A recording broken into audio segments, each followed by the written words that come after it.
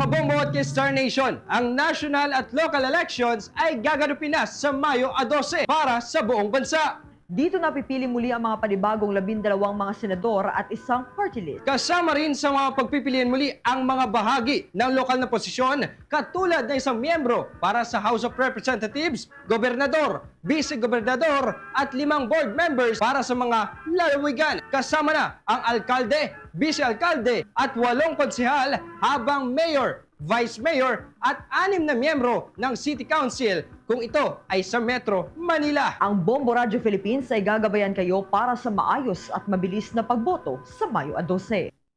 The Vote 2025, the Bombo Radio Philippines Elections Coverage.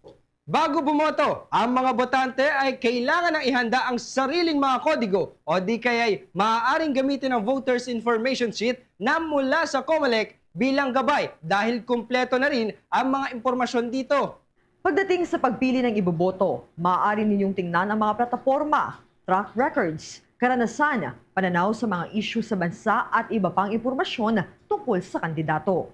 Pagkatapos nito ay alamin na rin agad ang inyong precinct number at lugar na inyong presinto na pagbobotohan. Maaari nyo itong makita sa Voters Information Sheet o kaya sa COMELEC Precinct Finder.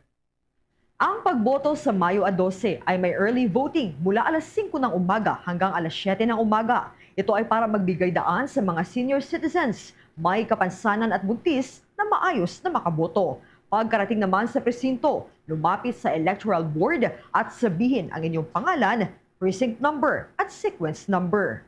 Huwag kalimutan ng balota, ballot secrecy folder at marking pen mula sa electoral board at magtungo sa voting area para bumoto.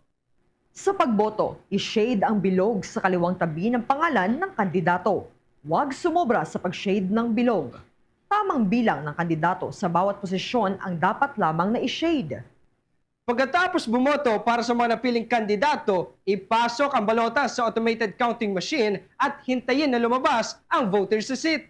Maaari nyo rin tignan sa screen ng makina ang ballot image. Suriin ang voter's receipt at ihulog ito sa nakatalagang box. Huwag kalimutan na ibalik ang ballot secrecy folder at marking pen sa umaalalay na Board of Election Inspectors. Pagkabalik ng lahat ng gamit, magpalagay na ng indelible ink sa kuko ng inyong kanang hintuturo. Pagkatapos bumoto, antabayan na ang mga mananalong senador, party list at sa inyong mga sarili-sariling lugar ang mga posisyon sa lokal na level. Ayon sa Commission on Elections, asahan na malalaman na ang mga nanalong kandidato sa loob ng 1 linggo. Anila, asahan din ang mabilis na transmission na resulta ngayong eleksyon dahil yan sa 5G technology.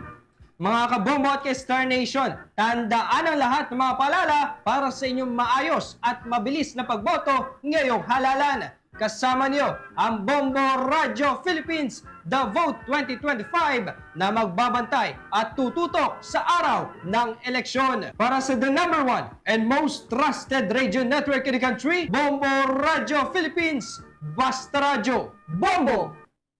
The Vote 2025, the Bombo Radio Philippines Elections Coverage. Yan mga kabombo, mga ka-Star Nation.